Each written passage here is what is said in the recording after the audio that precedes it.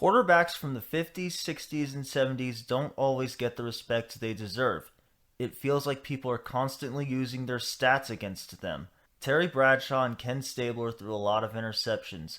Joe Namath had a poor completion percentage, passer rating, and threw more career interceptions than touchdowns. Those are the general things that I see people say about the quarterbacks from the earlier days of football. We need to start giving these guys a little bit more respect. If it weren't for the quarterbacks that came before, then your favorite quarterback today wouldn't even know what to do with the football. Whether it be Tom Brady, Aaron Rodgers, Patrick Mahomes, Drew Brees, Peyton Manning, John Elway, Dan Marino, Brett Favre, or the guy from my team, Matt Stafford. They wouldn't even know what to do with The Rock if the guys before them didn't lay out some type of framework to build off of. Now, the revolutionizing the game argument only carries so much weight. But that's not the biggest problem I have with the disrespect that these quarterbacks from the earlier days of football have been getting. The problem I have is that too often I see people using their stats against them. If you compare the stats of Johnny Unitas to Drew Brees, then obviously Drew Brees blows Unitas out of the water. The quarterbacks from the earlier days of football, in particular the 50s, 60s, and 70s, generally had low completion percentages, touchdown passes, and passer ratings compared to the quarterbacks of the 2010s. Quarterbacks also threw a lot more interceptions back then than they do now. Joe Namath, George Blanda, Terry Bradshaw, Norm Van Brocklin, Otto Graham, or any quarterback from the earlier days of football have extremely misleading stats if they aren't put into full context. Now, I'm not here to say that anybody is wrong for deciding to rank a 2010s quarterback over, say, a 1960s quarterback. I'm more here to say consider the context of the stats before you decide to do that. Football has changed a lot since Joe Namath's guarantee. I don't know what type of analytics the teams were using back then, but I can almost assure you that if Joe Namath, Johnny Unitas, or Terry Bradshaw were playing today, they would be putting up Hall of Fame caliber production, just like they were back then. This case that I'm making can be boiled down to one stat. The stat is yards per completion. Before I dive into that though, I want to show you all that passer rating is basically useless when it comes to comparing quarterbacks, especially when you compare a 2010s quarterback to a quarterback of the 50s, 60s, or 70s. After that, I'm going to show you just how much the game has changed as it pertains to touchdowns and interceptions, and of course, yards per completion. Passer rating has pretty much been one of my least favorite stats ever since I started up this channel. As it pertains to these older quarterbacks, modern quarterback passer ratings will blow pretty much every one of these guys out of the water. So if you really like passer rating, well, Joe Flacco as of 2019 has a higher career passer rating than Joe Namath, Bart Starr, Johnny Unitas, and John Elway. Jimmy Garoppolo as of 2019 has a career passer rating that is higher than Otto Graham, Joe Montana, Brett Favre, and Dan Marino. That all sounds extremely wrong. In 2018, Jared Goff had a higher passer rating than Tom Brady, Aaron Rodgers, and Andrew Luck. And the 101.1 passer rating that Goff produced is higher than the highest passer rating that Elway or Unitas ever generated. Alex Smith in 2017 had a higher passer rating than Drew Brees, Tom Brady, Carson Wentz, Matthew Stafford, Ben Roethlisberger, Matt Ryan, Phillip Rivers, and Russell Wilson. The 104.7 passer rating that Smith produced in 2017 is higher than the highest career passer ratings of Dan Fouts, Bobby Lane, and Ben Roethlisberger. That all sounds so strange. And don't get me wrong, I have nothing against these quarterbacks, but does your heart really tell you that Garoppolo is a better quarterback than Graham, Montana, Favre, or Marino? Does your heart really tell you that Joe Flacco is better than Namath, Starr, Unitas, or everyone's favorite quarterback, John Elway? I doubt it does. So pretty please, with sugar on top, don't use their passer ratings against them. And even if you are a person that likes passer rating, please at least consider the context of why it is misleading, especially when you compare a modern quarterback to a 50s or 60s quarterback. Now that I've gotten that out of the way, I want you all to take a look at this graph. This graph illustrates the total number of interceptions and touchdowns that were thrown from year to year. In red is the total number of interceptions, and in blue is the total number of touchdowns. The notable peaks or valleys are because of the NFL expanding the season from 12 to 14 or even 16 games. And there's also a very notable valley in 1982. That was a strike-shortened season. So there's two things I want to note here. 1983 was the first season in NFL history that featured more touchdown passes than passes that were intercepted. It took all the way until 1993 before we finally were consistently seeing quarterbacks have a touchdown to interception ratio greater than 1. So now that leads us to the question of why is this trend occurring? What caused it to happen? To answer that question, I think it's important to show the risk and reward of throwing the football. In 2019, there were 3,294 deep pass attempts, or passes that traveled 15 yards past the line of scrimmage. Please keep in mind that this includes all throws, not just passes by a quarterback. Deep passes were completed 41.4% of the time. These passes featured 231 touchdowns and 184 interceptions. 7% of these passes resulted in a touchdown, while 5.6% of these passes resulted in an interception. There were 14,464 short passes, or passes that traveled less than 15 yards from the line of scrimmage, attempted in 2019. 68.8% of these passes were completed. These passes featured 565 touchdowns and 224 interceptions. 3.9% of short passes were touchdown passes, while only 1.5% of these passes were intercepted. So these stats pretty much tell us what we already knew. It's a lot harder to throw down the field than it is to throw short. However, the risk and reward of throwing deep and throwing short is extremely interesting. You're much more likely to throw a touchdown on a deep pass, but you're also much more likely to get picked off. When you throw the ball short, you're not as likely to throw a touchdown, but you're not nearly as likely to get intercepted. So throwing the ball deep is high risk, but it's also much higher reward. When you throw the ball short, it's low risk and also low reward. You're more than 3 times more likely to throw an interception on a deep pass than you are on a short pass. However, your odds of throwing a touchdown nearly doubles when you throw the ball deep compared to short. So how does this information from 2019 relate to older quarterbacks? It relates because we can see where you're more likely to throw an interception.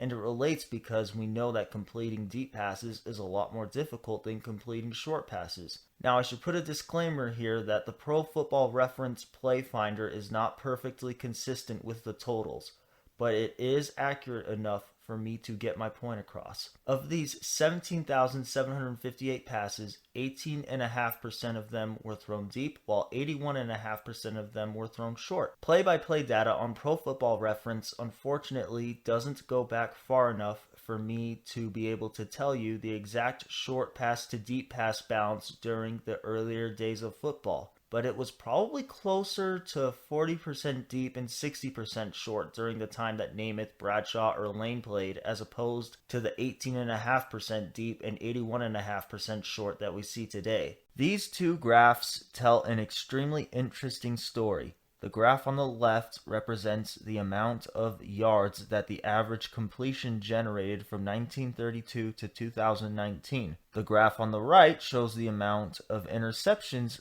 thrown per game from 1932 to 2019. So I hope you all see what I see. There's a gigantic correlation between yards per completion and interceptions. It's not in perfect sync, but it's definitely clear enough to see that the two are absolutely related. Quarterbacks in the earlier days of football were throwing deep passes much more often than quarterbacks today. And these graphs are incomplete because they don't factor in the rule changes to favor the receivers. Defenders were able to be much more physical with receivers back then. We already know that you're much more likely to get intercepted on a deep pass than a short pass. But just imagine how much more difficult it was to throw a deep pass back in 1968 or 1955 than it is today. But that's where a lot of the passes were going in the earlier days of football. So who is that on? Is that on the quarterback, the coaching, the lack of data? It's probably a mix of all three. So what do I want you, the viewer, to take away from these graphs? Interceptions haven't gone down because quarterbacks now are just so much better than quarterbacks from back then. The interceptions have gone down now from back then, partially due to rule changes, but more importantly because of philosophical changes. I'm not 100% sure that teams back then had all of the data that we have now, but I feel confident in saying that teams have decided to be safer with the football based on the data. I'm willing to bet that if coaches back then saw these graphs, they would probably have reined their quarterbacks in a little bit. If Joe Namath, Bobby Lane, or Norm Van Brocklin were being coached by Sean Payton or Bill Belichick and being told to throw the ball short way more often than deep, they would not have ended their careers with more interceptions than touchdowns. I'll be getting to completion percentage eventually. But first, I want to show you all just how much the passing game in particular has changed over the years. Between 1950 and 1979, there were 115 instances of players averaging 20-plus yards per reception with a minimum of 30 catches. Between 1990 and 2019, there were only 27 such instances of players averaging 20-plus yards per reception with again a minimum of 30 catches. And the thing to note here is that there were less games in a season from 1950 to 1977 than there are now. And the amount of players having seasons of averaging 20 plus yards per reception has still plummeted, despite me keeping the catch minimum to 30. In 1968, the average yards per completion was 14. The quarterback with the highest yards per completion in 2019 was 13.6. So the average in 1968 was 14, but the highest in 2019 was 13.6. Since 2000, there were only 6 instances that I could find of players averaging 14 plus yards per completion, and only 10 since 1990. But again, the league average in the 60s and 50s was above 14. In 1953, Otto Graham was averaging 16.3 yards per completion and did not lead the NFL. For some perspective, the league leaders in yards per completion from just 2016 to 2019 were at 13.3, 12.9, 14.4, and 13.6. Since 1990, there were only 2 instances that I could find of quarterbacks averaging 15 plus yards per completion. The game has changed a lot. In particular, the passing game has changed a lot. As the passes have gotten shorter, the interceptions have decreased. And again, we already know that quarterbacks back then were throwing deep far more often than they are now and under more difficult circumstances. Here's some notable decreases in yards per completion and where yards per completion was by decade. From 1950 to 1959, there was only one season that had an average yards per completion that was lower than 14, and that was in 1955. From 1960 to 1969, passes were slowly starting to get shorter, but this decade still featured 7 out of 10 seasons that showed an average yards per completion of 14 or more. 1967 was actually the last season in NFL history that featured the average yards per completion being 14 or higher. From 1970 to 1979, completed passes were starting to get even lower than 13. Only 3 out of 10 seasons in the 1970s featured an average yards per completion of 13 or greater. 1972 was actually the last season that featured an average yards per completion of 13 or higher. And in 1980 to 1989, the average yards per completion never got to 13. But it was still above 12 in every season between 1980 and 1989. From 1990 to 2019, only 3 seasons have featured an average completion of 12 or higher. And since 1992, the yards per completion has consistently been lower than 12. So now that I've shown you that, I want to show you how these philosophy changes affected quarterbacks that were playing in multiple decades. So we'll start with 1972 because after 1972, the average yards per completion stopped being above 13. and it doesn't appear it's ever going to get back there. Fran Tarkenton from 1961 to 1972 averaged 13 or more yards per completion in 8 out of 12 seasons. 4.3% of his passes were picked off and 54.9% of his passes were completed. However, after the average yards per completion stopped being above 13, Tarkenton from 1973 to 1978 averaged 13 or more yards per completion in only 1 out of 6 seasons, and 3.8% of his passes were picked off, while 60.9% of his passes were completed. And that 3.8 doesn't tell the whole story, because that includes a season in which he had a horrible season of throwing interceptions, when he threw 32 in 1978. So even including that horrible season that he had, we can clearly see that his interceptions were going down while his completion percentage was going up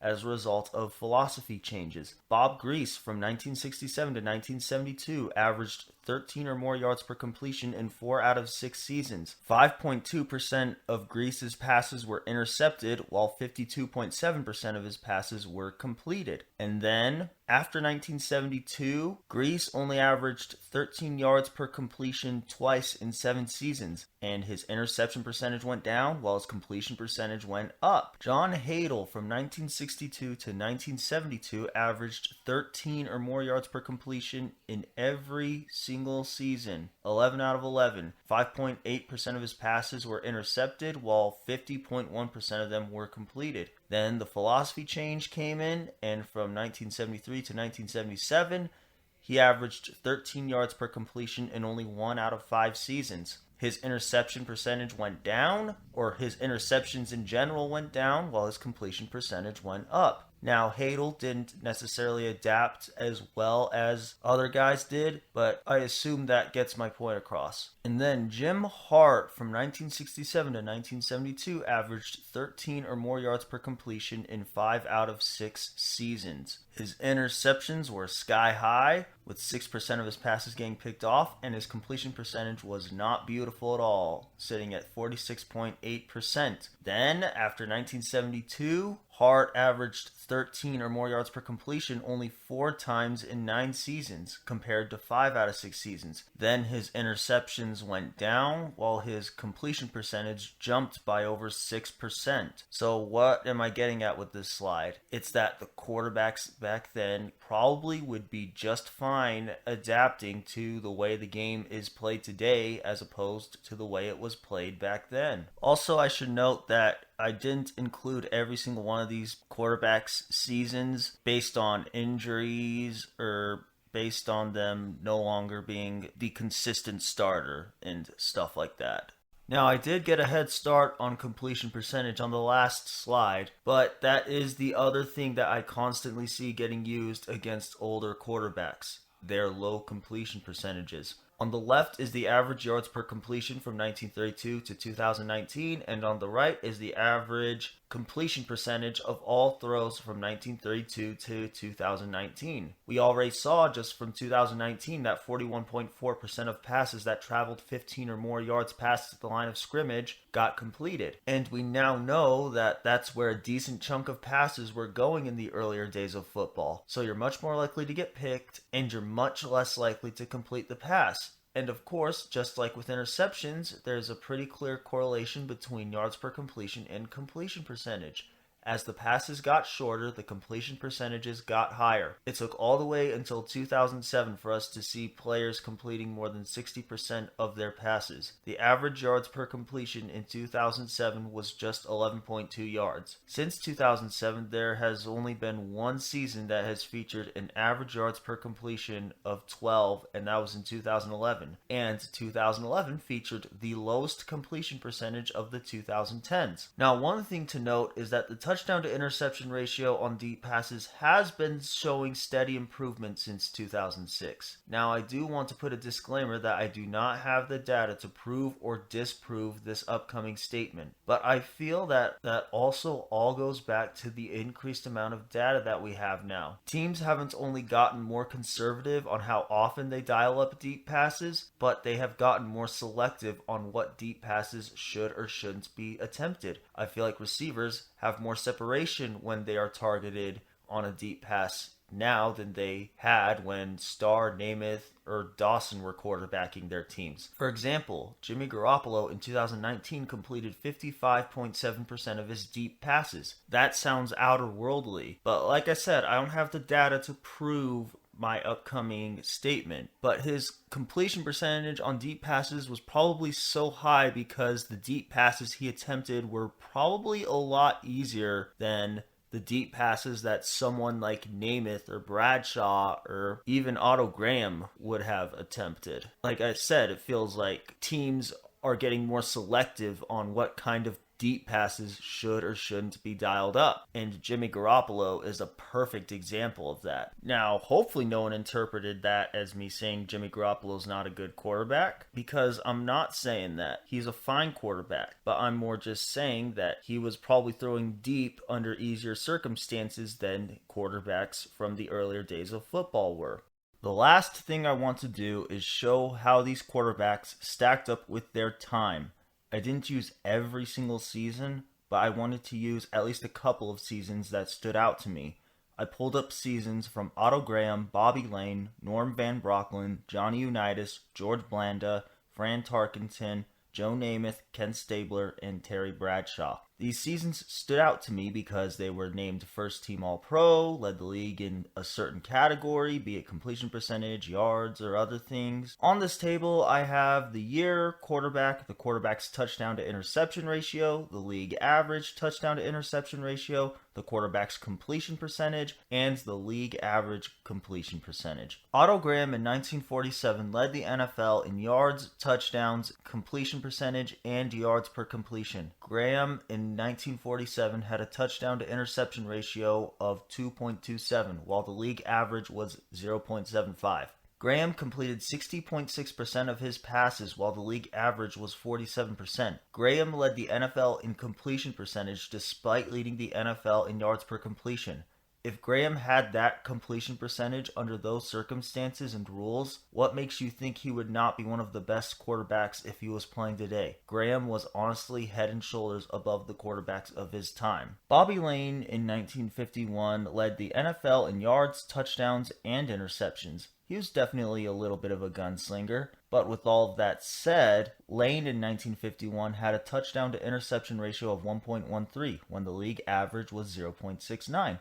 His completion percentage was below average, but his yards per completion was not. Lane's average yards per completion in 1951 was 15.8, but the league average was 14.6. The league as a whole was already throwing deep, but Lane was throwing even deeper. And it's not like Lane ever failed to meet the league average in completion percentage, considering that he led the NFL in 1955. Norm Van Brocklin in 1954 led the NFL in passing yards, yards per attempt, and yards per completion. His touchdown to interception ratio was below average, but considering he led the NFL in yards per completion and still managed to have an above average completion percentage, that's very impressive. And him leading the NFL in yards per completion is a fair explanation, in my opinion, for why he had a below average touchdown to interception ratio. Now, there are quarterbacks like Otto Graham who managed to have an above average touchdown to interception ratio, but that shouldn't be enough to discredit the abilities of Norm. Johnny Unitas was also a quarterback that was seemingly head and shoulders above the quarterbacks around him.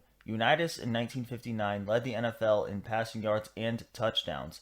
Unitas in 1959 became the first quarterback in NFL history to pass for 30-plus touchdowns, and he did it in 12 games. In today's game, 30 touchdown passes is good, but not world-beating. But if Unitas was putting up 32 touchdown passes and having a touchdown-to-interception ratio that was more than 2 times the league average, what makes you think he couldn't put that up in today's game? His yards per completion in 1959 was 15 yards. No quarterback in 2019 came even close to hitting that.